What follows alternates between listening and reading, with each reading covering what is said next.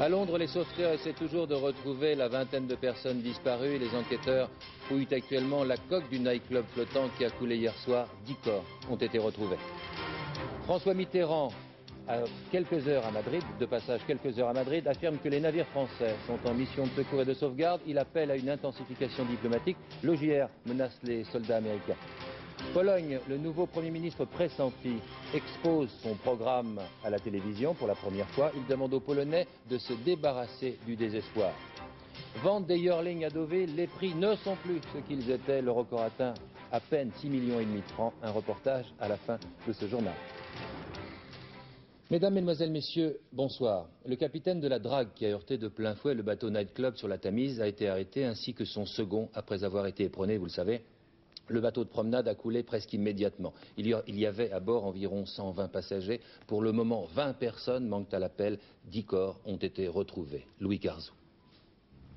2 minutes. Il aura suffi de 2 minutes seulement pour que le Marchioness coule au fond de la Tamise. Et lorsque l'accident survient, 120 personnes à bord célèbrent un anniversaire. J'ai plongé et puis j'ai été emporté par le courant, submergé par l'eau pendant quelques instants. Et les autres? Je ne me suis pas retournée. Il faisait très sombre. J'ai vu le tanker arriver sur nous et nous rentrer dedans. Alors, j'ai plongé à travers la fenêtre. Il y avait plein de gens en bas de l'escalier et pas d'issue. Je ne sais pas comment ils ont pu sortir. Le choc est terrible. La drague Bobel percute 2 fois le bateau mouche, 3000 tonnes contre 90. Les sauveteurs ont passé la nuit à rechercher d'éventuels rescapés à l'aide d'immenses projecteurs. Le courant ne permet pas l'intervention des plongeurs. Le seul corps retrouvé le sera d'ailleurs près du pont d'Hammersmith, à 12 km de l'accident. Ce matin, les autorités londoniennes ont décidé la fermeture de la barrière de la Tamise qui contrôle les marées à l'embouchure du fleuve. Le trafic est même interdit pour faciliter la recherche des disparus. Le Premier ministre britannique, en vacances en Autriche, est rentré d'urgence pour se rendre sur les lieux du drame. Interrogés depuis hier soir par Scotland Yard, le capitaine du Bobel et son second ont été arrêtés en fin d'après-midi. Mais on ignore toujours pourquoi la drague est venue percuter le bateau mouche. Ce soir, les chances de retrouver les 30 disparus semblent minces. Les pompiers, en commençant les opérations de levage, ont découvert l'épave du Marchioness, tout simplement coupée en 2. Si l'on en croit Associated Press, la police britannique a annoncé ce soir que le nombre des disparus pourrait s'élever à 60 et non à 30 comme annoncé auparavant.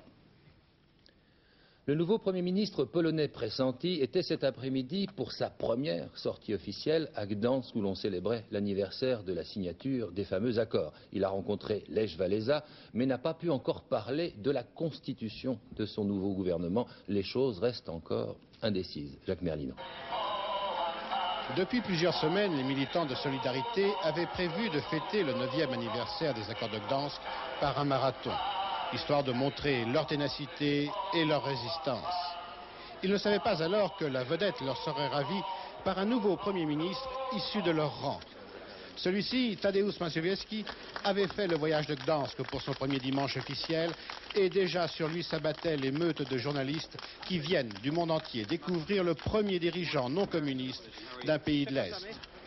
Court entretien avec Lech Walesa dans le presbytère et les 2 hommes vont ensemble assister à la messe.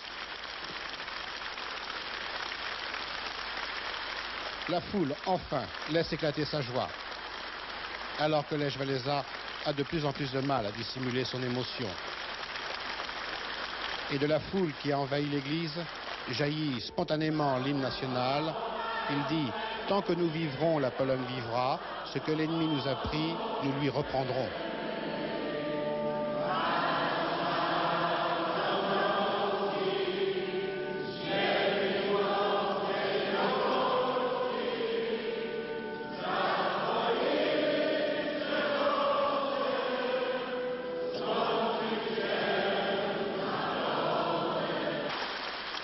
Le père Jankowski présente Tadeusz Mazowiecki à la foule des fidèles avec ces mots « Voici le premier ministre catholique de la Pologne ».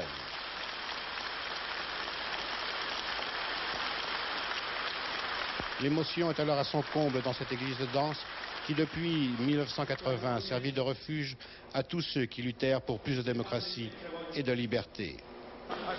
Et la messe terminée, chacun sentait qu'on ne pouvait se quitter comme cela. Les grilles du presbytère cèdent sous la pression de la foule et un meeting improvisé s'organise. Lech Walesa retrouve sa voix de tribun. Nous avons gagné la bataille du pluralisme et nous sommes sur la route de la démocratie. Il nous faut maintenant réapprendre à ne plus vivre dans le désespoir. Tadeusz Mazowiecki prend ensuite la parole. Je veux vous dire ce que je me dis à moi-même. Osons croire que nous sommes assez forts pour assumer les tâches qui nous attendent. Nous devons croire en nous. Un reportage de Jacques Merlino et Dominique Merlin. Il semble que la répression fasse de moins en moins recette dans les pays de l'Est, surtout quand passent les caméras de télévision. Hier, 500 Allemands de l'Est se sont mêlés à une manifestation qui était destinée à couper symboliquement les barbelés du rideau de fer qui sépare la Hongrie de l'Autriche. Eh bien, c'est à ce moment-là que les Allemands de l'Est sont passés à l'Ouest. Richard Binet. Ils sont fous de joie, ils ont réussi. Ces deux jeunes Allemands de RFA viennent de passer à l'Ouest. Ils s'étaient rendus en Hongrie, un visa touristique en poche. Depuis, ils attendaient de passer en Autriche. L'occasion, elle s'est présentée hier. Exceptionnellement, les autorités hongroises avaient ouvert le poste frontière de Sainte-Margarethen pour permettre à leurs voisins autrichiens de participer à une manifestation célébrant le démantèlement du rideau de fer. À Budapest, l'information s'est répandue comme une traînée de poudre. En 3 heures, plus de 500 réfugiés est-allemands se sont précipités à la frontière et se sont engouffrés dans la brèche. Cet homme raconte comment il a tenté précédemment par 2 fois de passer la frontière. L'ambassade de RFA, explique-t-il, nous a procuré des passeports ouest-allemands. Nous nous sommes présentés à pied, les douaniers nous ont laissé passer sans difficulté, ils ne nous ont même pas demandé le visa d'entrée en Hongrie qui aurait prouvé que nous étions vraiment des citoyens ouest-allemands. En fait, il semble bien que les autorités hongroises n'ont pas cherché à enrayer cette fuite massive. Chaque jour à Budapest, les réfugiés sont plus nombreux. La Hongrie ne peut les laisser filer sans se brouiller avec l'Allemagne de l'Est. Elle a sans doute préféré ouvrir la soupape, quitte à fermer les yeux. François Mitterrand s'est rendu aujourd'hui à Madrid, où il a rencontré Felipe González pour une visite informelle. Au cours de la conférence de presse qui a suivi, le président de la République a pour la première fois évoqué en public le rôle qu'entend jouer la France au Liban. Au micro de Bernard Pradino. Qui pourrait songer à s'en prendre à cette mission humanitaire d'assistance à l'égard de nos compatriotes ou de personnes qui estimeraient devoir trouver secours auprès de la France. Donc j'exclus cette idée. Qui pourrait songer à s'en prendre militairement à des bâtiments, à des navires dont la mission n'a pas de signification militaire? Voilà ce que je puis vous répondre sur ce point. Et nous continuerons d'exercer notre influence et de mettre à la disposition de tous les Libanais les moyens dont nous disposons pour alléger leurs souffrances. Au Liban, côté musulman, on met en garde la France contre d'éventuelles tentatives de lever le blocus maritime de l'enclave chrétienne. Les précisions apportées par François Mitterrand sont de nature à lever le doute occasionné par le départ pour le Proche-Orient des navires français. L'OJR, une organisation qui détient des otages américains, indique que si la France commet, je cite, une stupidité au Liban, la vie des otages américains serait menacée. La trêve entrecoupée de quelques salves d'artillerie aura été de courte durée. Les bombardements se poursuivent principalement la nuit sur le littoral pour les Syriens et sur les batteries syriennes pour les chrétiens. On assiste une nouvelle fois à un exode. Les habitants des quartiers musulmans s'enfuient quand ils le peuvent vers le sud. En Israël, la mort d'un jeune Palestinien de 14 ans déclenche un véritable scandale. Le jeune garçon d'origine américaine a été retrouvé vendredi dernier, tué d'une balle en pleine poitrine. Sa famille prétend même qu'il aurait été torturé. Les États-Unis ont exigé une enquête. Charles Anderlin. Amjad Jibril Attawil avait 14 ans. Détenteur également de la nationalité américaine, il étudiait à Ramallah dans cette école privée bilingue. Mercredi dernier, des témoins l'ont vu au cours d'un affrontement avec l'armée dans la vieille ville d'El Biré, à quelques kilomètres de son domicile. Les jeunes manifestants ont pris la fuite vers les collines. Il y a eu des tirs et 48 heures plus tard, un berger découvrait le cadavre de l'enfant. Ces images ont été tournées par un caméraman palestinien. Selon la famille, un militaire israélien aurait admis qu'Amjad était détenu par les services de sécurité. L'affaire fait scandale. Certains Palestiniens accusent l'armée d'avoir exécuté l'enfant, ce que démentent les militaires. Nous avons vérifié dans tous les centres de détention. La victime n'a pas été arrêtée au cours des dernières semaines. Une enquête est en cours. S'il y a eu un accrochage au cours duquel l'enfant a été blessé par un soldat, nous adopterons les conclusions qui s'imposent. Les enquêteurs de l'armée et de l'identité judiciaire étaient sur les lieux aujourd'hui. Il semble que le corps soit resté sur la colline depuis mercredi. Les habitants de cette maison, proche de l'endroit où s'est déroulé l'accrochage, n'ont pas vu les soldats arrêter un manifestant ou emporter un blessé. Apparemment, les signes découverts sur le cadavre et interprétés par les Palestiniens comme une preuve de torture proviennent de ce séjour de 48 heures dans une région sauvage.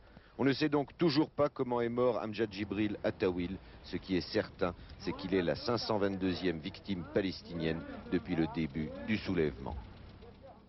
Michel Rocard, pour sa première journée en Nouvelle-Calédonie, s'est rendu dans le fief indépendantiste de Canala. Il a rencontré le numéro 3 du FLNKS, Léopold Jorédier. Le Premier ministre a mis l'accent sur la nécessité du développement économique. Rachid Arabe. Jacques Lafleur pour le RPCR ce matin devant le monument aux morts de Nouméa. François Burck pour le FLNKS ce soir dans une réunion mondaine. La première journée de Michel Rocard en Nouvelle-Calédonie a été bien remplie. Le Premier ministre a veillé à respecter l'équilibre entre indépendantistes et loyalistes dans tous ses faits et gestes. L'équilibre politique donc, mais aussi l'équilibre économique. En visitant l'usine de nickel de Nouméa-la-Blanche, Michel Rocard a confirmé qu'une autre mine allait ouvrir dans le nord du pays, en terre indépendantiste, pour tenter de répartir les richesses de l'île. La logique des accords de Matignon, la voilà en action. Des dispositions juridiques nouvelles, assurant l'égale dignité et l'égale responsabilité de toutes les communautés, des intérêts partagés où chacun trouve son juste compte, la confiance qui s'enracine là où naguère surgissait des conflits, des violences. À Canala, commune indépendantiste où il a visité des chantiers en tout genre, Michel Rocard a révélé qu'en un an, 3000 emplois avaient été créés en Nouvelle-Calédonie. Demain, Michel Rocard continuera son numéro d'équilibriste politique en se rendant le matin dans la province nord indépendantiste et l'après-midi dans le sud loyaliste. Auparavant, le Premier ministre ira se recueillir sur la tombe de Jean-Marie Djibaou, le leader du FLNKS assassiné il y a 4 mois et dont l'absence plane toujours sur la Nouvelle-Calédonie. Le pape à Saint-Jacques-de-Compostelle a une nouvelle fois appelé pour qu'un cessez-le-feu intervienne au Liban. Jean-Paul II s'est adressé aux 450 000 pèlerins pour leur recommander de ne pas céder à la tentation de la drogue et aussi de l'érotisme. Le Woodstock de la foi, comme on appelle la manifestation de Saint-Jacques-de-Compostelle, a été une véritable réussite. Le bilan avec Jean-Claude Darigo. 9 h ce matin, ils sont 400 000 dans l'amphithéâtre où le pape célèbre la messe de clôture de la 4e rencontre internationale des jeunes. 150 000 d'entre eux ont dormi sur place, enveloppés vaille que vaille, qui dans des duvets, qui dans des toiles de tente. Il fait un peu froid et pourtant dès les premiers instants de la célébration, la ferveur règne et l'enthousiasme. Dans la tête de ces jeunes, comme un kaléidoscope de ce qu'ils ont vécu depuis 2 jours.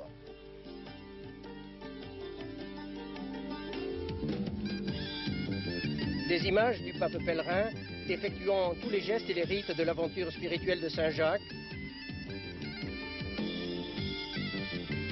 Son regard et ses gestes de tendresse. Ces paroles surtout qui ont retenti avec force dans des cœurs préparés à les recevoir. Pourtant, Jean-Paul II n'y est pas allé de main morte. Ce qu'il a proposé, c'est un christianisme exigeant sur tous les plans, y compris le domaine moral. Il a parlé dans un silence profond où l'adhésion se devinait. Alors, qui sont-ils ces jeunes qui semblent être d'accord avec un discours dont on prétend qu'il est refusé ou contesté jusque dans les rangs des chrétiens pratiquants? Eh bien, des jeunes comme les autres, on le voit, et ils l'ont montré en installant dans leur fête à Saint-Jacques une atmosphère à la Woodstock.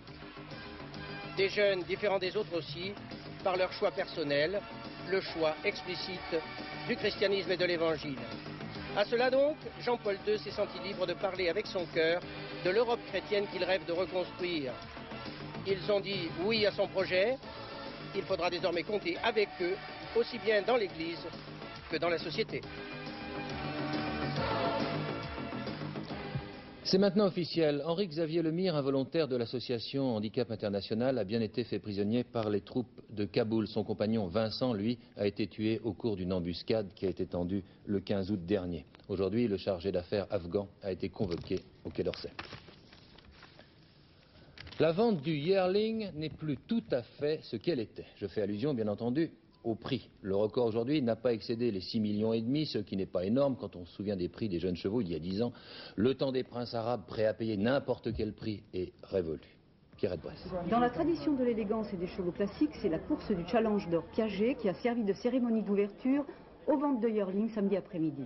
Réservé exclusivement aux yearling vendus à Deauville l'année dernière, ce challenge qui offrait 2 millions de francs aux vainqueurs a été créé pour relancer l'intérêt des acheteurs, car ces dernières années, les ventes de yearling devenaient de plus en plus catastrophiques pour l'ensemble des éleveurs français. Ce fut Filago, monté par Guy Guignard, qui remporta l'épreuve. Le ton était d'ores et déjà donné. C'est Alec Head et le Haras du Quesnay qui fut le grand animateur de cette première soirée de vente. En vendant les poulains les plus chers, à plusieurs reprises, le million de francs a largement été dépassé, mais surtout en achetant les plus gros numéros pour ses clients, Gérard et Alain Vertemer. Selon l'habitude, le duel des enchères se déroula surtout entre les princes arabes, les japonais et les anglais. Et l'enchère la plus élevée atteignit 6 500 000 francs pour une sœur de Mabiche acquise par Gainsborough pour le cheikh Mohamed.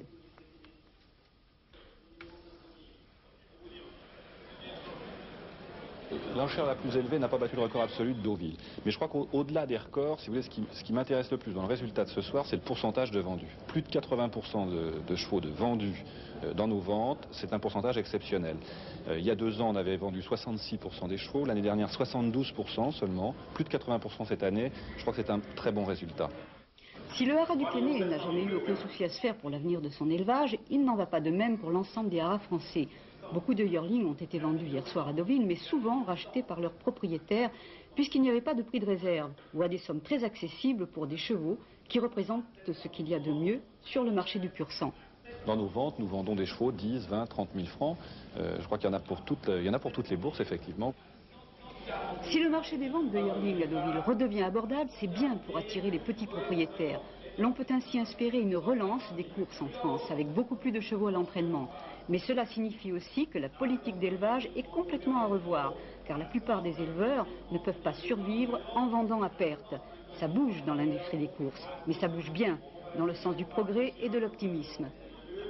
Ambiance vacances encore. L'été, quand la foule se presse en rang serré sur les plages, le problème, eh bien, c'est la propreté. On a beau prendre soin de s'asseoir sur sa serviette, on finit quand même par avoir du sable un peu partout, et ce sable n'est pas toujours très net. À Argelès, on a décidé de le nettoyer, ce sable, grâce à l'eau de mer et à l'électrolyse, une technique un peu chère, mais qui n'est pas du luxe. Nathalie Delay.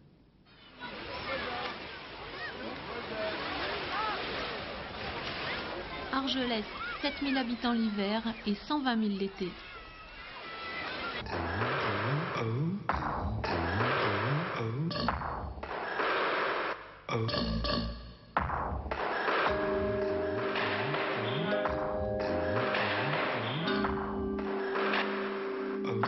Le cauchemar estival d'une station balnéaire reste le nettoyage de ses plages publiques. 6 jours sur 7, pendant toute la nuit, la machine sillonne la côte. Elle filtre le sable, mais surtout le traite sur 15 cm de profondeur. Grâce au procédé mer active, le sable propre est aspergé d'eau de mer. Cette eau est activée par un procédé électrolytique, c'est-à-dire par courant électrique, qui fait apparaître des éléments bactéricides puissants qui permettent donc de tuer systématiquement tous germes pathogènes qui sont contenus donc à la surface de notre sable.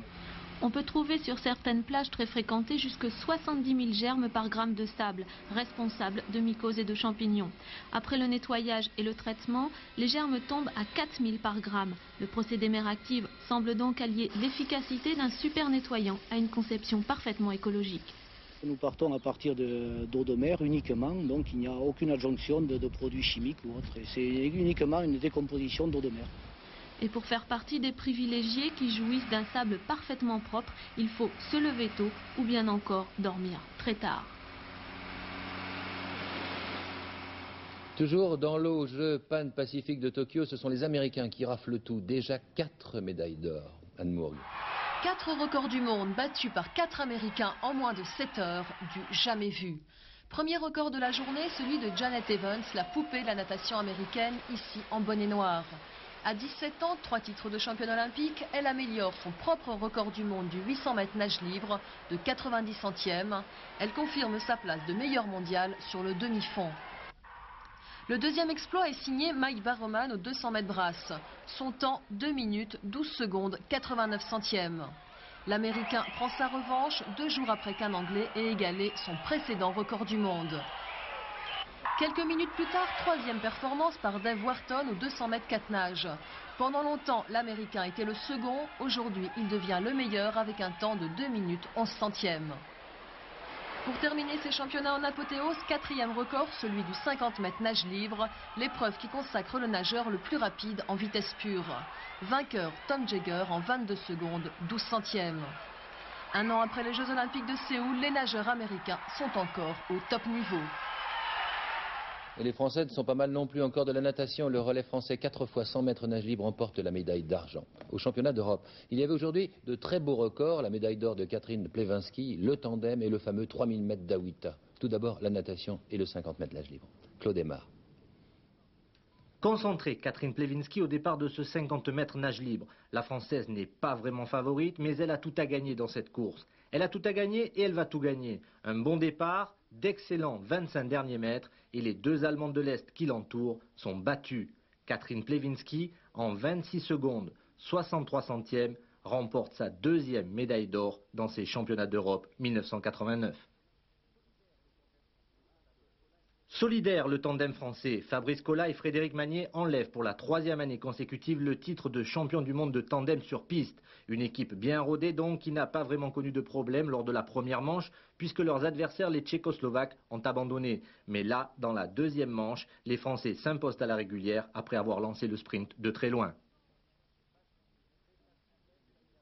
Facile, très facile même, Saïd Awita sur ce 3000 mètres du meeting de Cologne. Un train soutenu et une belle foulée lui permettent d'abord de lâcher le Kenyan Yobes Ondieki qui l'avait accompagné depuis le début, mais surtout de battre le record du monde d'Henri Renaud en 7 minutes, 29 secondes, 45 centièmes temps corrigé. Un nouveau record pour Awita qui détient déjà ceux des 1500, 2000 et 5000 mètres. Très beau. La planche à moteur est la dernière née des jeux de plage. Le gros avantage de ce nouvel engin, c'est qu'on peut faire du surf sans avoir besoin d'attendre les vagues. Francis Maroto.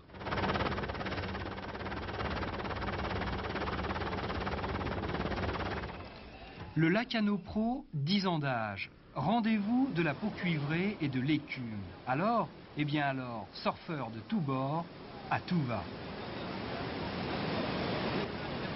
Mais cette année, à Lacano, les amoureux de glisse ont découvert une nouvelle planche. Une planche à moteur, ou plutôt une planche avec une turbine, parce que la nouvelle glisse, c'est cela aussi. Les avantages de cette planche, c'est qu'elle peut être utilisée soit en mer, soit dans un lac. Et les enfants, effectivement, peuvent l'utiliser parce que c'est une nouvelle mode de fun, de vitesse et de glisse. 50 kg, 50 km/h maxi, le tout propulsé par un moteur de 9,9. Le jet surf, c'est encore un nouveau mode de locomotion sur l'eau. Seulement aujourd'hui, on ne voit pas toujours cela d'un bon œil. On pense évidemment danger. Alors ? Le prototype a été étudié, il y a un coup de circuit qui, lorsque la personne tombe du surfjet, s'arrache automatiquement de l'engin. Le moteur est alors stoppé et comme il y a une turbine, il n'y a pas d'hélice, il n'y a aucun danger pour les baigneurs qui sont dans le voisinage. Actuellement, cette planche Made in USA connaît un gros succès de l'autre côté de l'Atlantique. Elle aborde désormais les côtes françaises comme étant la petite sœur du surf traditionnel. Première escale, Lacano. Seulement pour l'heure, peut-être encore un obstacle, le prix, 25 000 francs. C'est vrai que quand on aime, on ne compte pas vraiment. Alors, première réponse à Biarritz cette semaine, en compagnie de la petite sœur, puisqu'elles vont désormais surfer les mêmes vagues. Il faut quand même rester prudent. Avant de vous quitter, voici les rapports du tiercé qui se courait à Deauville. Il fallait jouer le 10, l'As et le 4 qui rapportent pour 5 francs 2619 francs dans l'ordre et dans un ordre différent 269 francs. Pour le quartet, il fallait rajouter le 3, il rapporte pour 6 francs dans l'ordre 22 150 francs et 80 centimes et dans un ordre différent 949 francs, c'est ça, et 20 centimes. Ce journal est à présent terminé. Je vous remercie de l'avoir suivi. Demain, vous retrouverez William Lémergie à 13h. Demain à 20h, ce sera Philippe Lefay. Et ce soir, ce sera Thierry Calmette en fin de programme. Passez une très bonne soirée sur Antenne 2, évidemment. Je vous retrouverai avec grand plaisir le week-end prochain. Au revoir.